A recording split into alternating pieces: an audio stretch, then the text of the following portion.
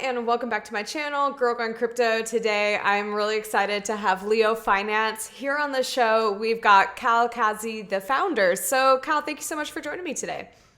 Thanks for having me. I appreciate it. So, just to kick things off, give us a high-level overview of what Leo Finance is and what you guys are building, and then we'll just kind of dive into it from there. Yeah, absolutely. So Leo Finance started as basically this idea to create a decentralized seeking alpha, or basically a Web3 seeking alpha. And the point of that was that, creators on Seeking Alpha, it's an investment, basically like a financial news website where people could create content. They pay half of their salary to Seeking Alpha. They don't have a lot of options in terms of tokenization and everything. So we decided to create Leo Finance, which back then was called Steam Leo. And the idea was basically create a decentralized landscape where people could create content, and it's all tokenized, and all the content is on chain, so nobody can get banned and lose all their content. So that's really the idea of how it started. What it's really evolved into is this entire Web3 ecosystem where you've got DeFi apps and multi-chain wrapping for the Leo token, and what it's evolved from that small idea of being the Seeking Alpha for Web3 is being this Web3 ecosystem that kind of encompasses the whole new generation of things that you can do in crypto, like DeFi, lending, leasing, staking, all these different features. We just figured that our core mission is to build the width and depth of our community. And in order to do that, we believe you need to expand to all the opportunities, expand to all the chains. Where I would say we're the opposite of maximalists. We're the multi-chain maximalists. So we believe every chain has value, every coin has value, just depending on how it's built, and everything can be connected. And that's basically where we're at. So for those of you who know my story, so we come from similar roots, back in Steemit way back in the day when that Yeah. was the big social network here in the crypto world, and it's been cool to see you guys evolve into what you have over the last few years, especially combining the social and then these DeFi components. And so I'd love to kind of take a little time to dive into each of them. And so why don't we start on more of like the DeFi side and what you guys are doing there, what kind of options are there, and then maybe we can, after that, flip over to the social side and talk about that as well. Yeah. So DeFi is interesting because basically go back to last year around February, March, and what happened was Binance Smart Chain came out, and then Pancake Swap came out, and then you had this huge boom of these Pancake Swap forks. You had Goose DeFi, Auto Farm, all these different DeFi apps, and it really changed the way that we all used crypto, in my opinion. I know for me, I basically went from being, I've got Bitcoin on a ledger and I just kind of sit on it, to Great. being I've got crypto and 10 different DeFi apps, and I'm pooling it and making APY. Mm-hmm. And we thought that was the coolest thing. And what we did was we took that like forking revolution of Pancake Swap, and we created CubDeFi, and it's basically the same as all those other forks. And then we kind of kept adding to that base layer. So it really started as just being a part of that revolution, and trying to be on the chain where everybody's going. That's kind of what we always try to do, is be ahead of the ball and be where all the eyeballs are going, because our whole mission is just get more community members. So that's kind of how the DeFi revolution started. So what we did was build a staking app on Binance Smart Chain, and then obviously more recently we expanded to Polygon, and really it's about that multi-chain vision and just kind of getting out there. Yeah, so let's talk about that a little bit. So on on the vein of being more multi-chain, you guys did recently just expand over Yeah. and launch your PolyCub offering. Can you walk us through that a little bit Yeah. and how that's been going? I think you guys were doing some sort of airdrop with it. Just kind of tell us everything Mhm. that's happening with that. Yeah. So there's a lot going on with PolyCub. Basically, it's what we consider. So there's this whole, you go from that March evolution, last year March, to this basic yield farming app, and then slowly that whole industry transformed into the DeFi 2.0. You had the Olympus DAO and all these different DeFi apps come out, and they kind of changed the way that people viewed what yield farming could be. And what we decided to do is kind of take those DeFi 2.0 principles and merge them with what we had with Cub.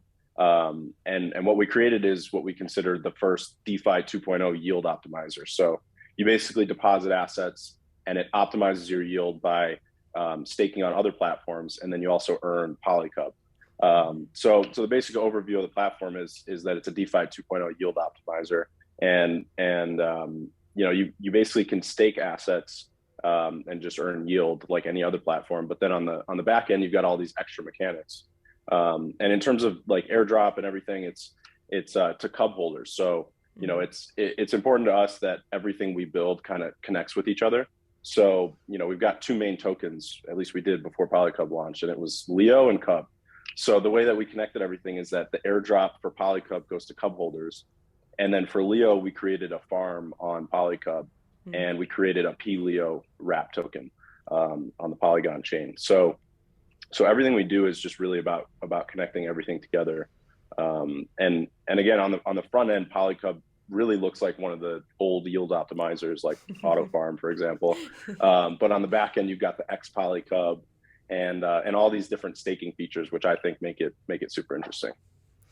So before we switch over to talking more about like the social side of things, I want to dive even a little deeper into CubDeFi and how you guys are maybe different than, there's, like you mentioned, there's, you've got money in all these different DeFi protocols versus just having Bitcoin in a ledger, how is what you guys are doing different than the many other kind of DeFi protocols that people might choose to kind of plug their money into?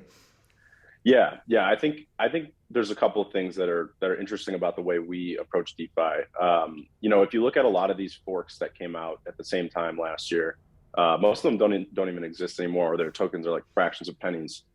And the reason for that is because that old yield farming model of a one-time deposit fee, then you enter this vault and then it pays you APY, that model was not sustainable for a lot of reasons.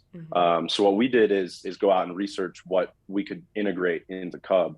And kind of change everything. So we actually basically replaced all the contracts. We have all new contracts on Cub that we kind of developed over the last 10 months, and just kind of slowly implemented all of them. So different things like kingdoms, which are basically just auto farm style cross composable vaults where you deposit assets into the vault and it's actually pooling it on like Pancake Swap and earning cake, but then it's also earning Cub. So you have those stacked rewards. So it creates that more sustainable model. So I would say like the main thing that differentiates us is kind of that two-sided approach where we've got kind of social DeFi because of our community is social first and then DeFi second. And then you kind of have that other aspect of continuous development, which I think a lot of other DeFi platforms don't have. There's plenty that do have it though. And I think those are the winners, like Curve and some of those bigger platforms definitely continue to add new contracts and new ways to earn. Well, let's talk about the Leo community, or the Pride, as I've seen you call them on social media, which I love that. Yeah. So obviously more decentralized, uncensorable kind of social media is a really big topic right now. We've seen more and more, this come up in mainstream conversation more often in recent years. And so can you kind of walk us through a little bit how it works? What kind of content people might find on there? So someone who's never been to kind of the Leo finance community, like walk us through what that looks like. Yeah. So when you first get there, what you're going to see is you're going to see, well, if you're not logged in, you're going to see a big banner that says join, create, and earn crypto. And that's obviously meant to hook you in. It's to say, okay, I'd love to join, create, and earn crypto.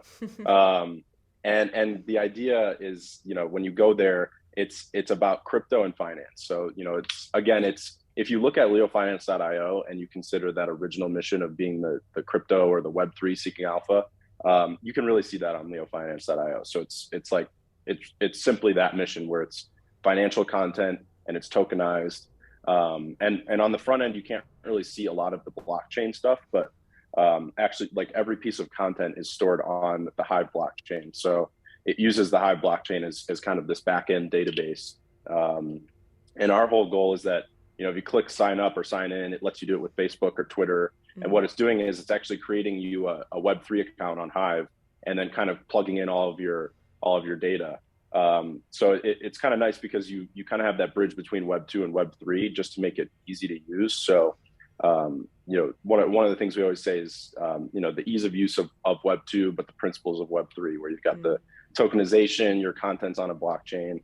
So what you'll basically see is just a bunch of community members talking about crypto, talking about finance. Obviously, it definitely skews more crypto, Right. just because of the nature of what we're in. But you definitely still get a lot of stocks and other financial talking, and different discussions in the comments. And I know for me, like the main value prop for being on there is that you jump into different posts, you jump into different comments, and what you're finding are like the gems of crypto. And I literally mean gems of crypto, because it's really crazy. I found this one currency called Rune, Thorchain, which I was super excited about when I found it. And it was back when it was like 8 cents, and a bunch of Leo people were talking about it. They had no product. Yeah, and then it went up to like 40 cents, and I was like, oh, this looks really interesting. I started buying some. I got really interested in it. People kept talking about it on the platform. And now you look at Thorchain, and it's this massive platform that has, mainstream attention in a lot of different ways. And that's really the entire mission of Leo Finance, which is to, discover ideas and discuss them.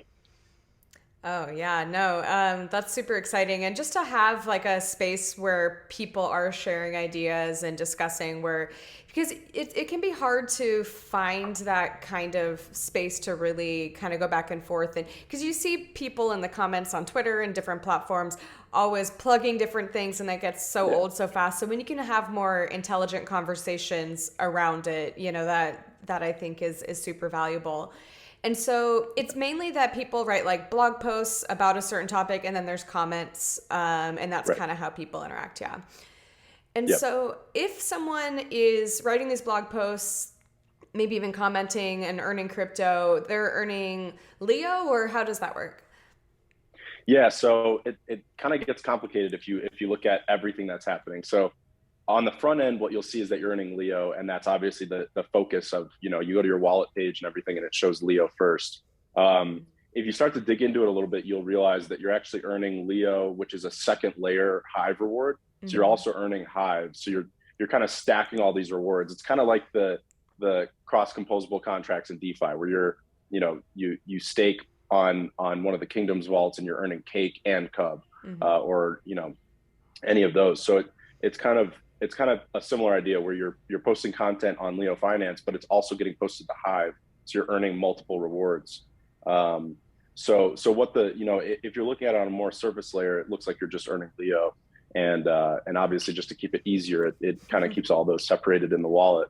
But yeah, the rewards aspect of it is interesting as a creator or a curator. It kind of has that multi-layer setup.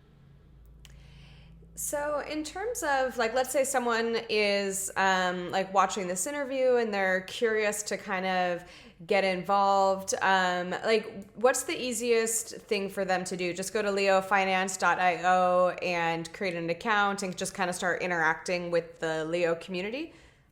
Yeah. I would say the easiest way is definitely just go there. You can sign up with Twitter or Facebook, and make it easier for yourself, or you can create a whole account and save your keys and everything. And obviously that's the more deep crypto route. Right. But yeah, definitely go there, make an account, and then, just start reading some posts, maybe make some comments. If you want to put yourself out there and get people to interact with you, then put up like an introduce yourself type of post, and say like, I'm new here, and what should I do here? And people will jump in. That's the one thing the Leo Lions are good at, is jumping in and helping people. So that's definitely getting out there and engaging is the key.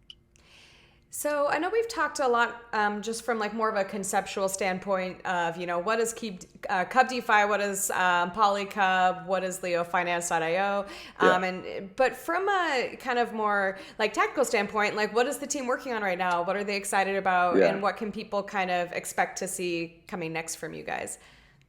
Yeah. Yeah, I think it surprises a lot of people to find out that, obviously Leo Finance started, I think it was almost 4 years ago, as just being like super small. It was basically me and one or two developers, and it kind of evolved from there. And people are surprised to find out that there's almost 30 people on the team now. So it's grown significantly. and and we're just working on so many different things at the same time. So it kind of blows people's minds that like PolyCub can be released, and then 2 weeks later, like a whole other app is released, and it's like everything's being built parallel to each other. So, you know, personally, I think most people are excited about this thing called Project Blank that we're building. We've been building it for probably a year and a half now, and it's actually it's a decentralized version of Twitter.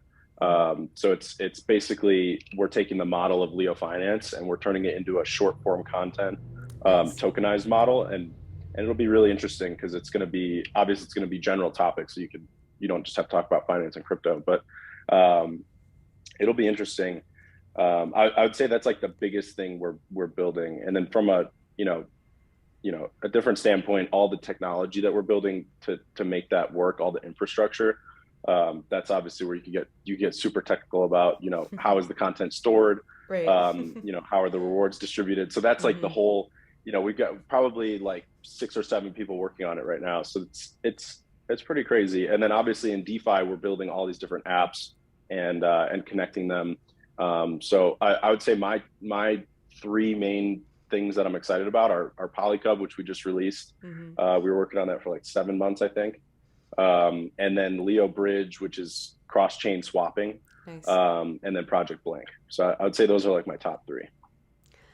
Awesome. Well, Khal, it's been so much fun to have you here on the show and just get to really chat about everything you guys are building over at Leo Finance. And so if someone's watching this and they want to check you guys out, get involved, where's the next best place for them to go?